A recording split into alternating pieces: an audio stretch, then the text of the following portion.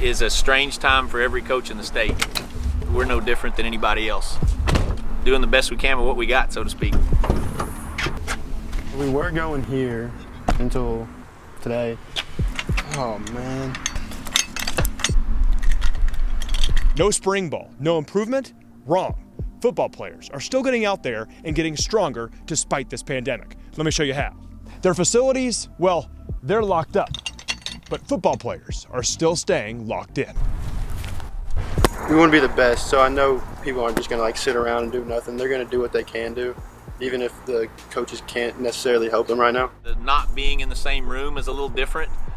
Kids are learning a new way to learn, a new way to better themselves. Facilities are closed. You can't use the weight room in that direction. So how are you guys keeping fit?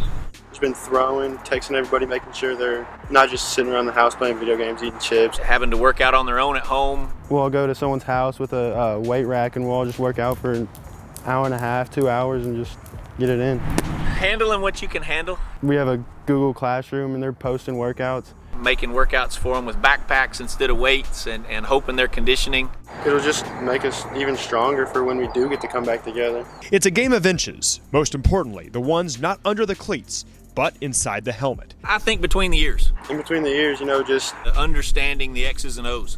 And no chain or lock can stop preparation of the mind. We've had quarterback meetings now for a week. We start position meetings next week, trying to get all of our install done through our Google Meet sessions, things of that nature. What up, buddy? What up? Doing what you can do. Coaches will send out playbooks. The virtual playbooks, and trying to install as much as we can through film study. Learn your playbook inside and out. Learn your responsibilities. Learn your checks. Write reports and go through questionnaires and even take tests in some position groups. We'll have to write down the play, the read, when we would run it, like who to run it against. By the time the dead period is closed and gates are back open, players and coaches will be ready for the moment. You need to already have the learning done. You need to have yourself in condition and do the best you can with what you've got. And then whenever they say we can come back together, then it's time to go to work. It's an off-season like no other, one in which coaches can't oversee the progress of their own program. So accountability is top priority. A lot of it's your leadership, with your kids. That's the strongest thing we need right now is senior leadership, just in like the younger guys will look up to us and then they'll see it, like it'll just be a trickle-down effect to the rest of the team. On their own at home, making workouts for them with backpacks instead of weights and hoping they're conditioning. 3 months we got in before this happened, that's when you started and got those roots in the ground as far as what kind of team you're going to have. And now it's just a matter of those seniors being accountable to one another, holding each other accountable. In a time marked by many questions and little answers, players have conviction that they will hit the field this year. Everyone's still doing what they can do, like that we're going to have a summer and we're going to have next season. Coaches can only control the controllable, keeping chins up no matter the circumstances. Honestly, be real with them.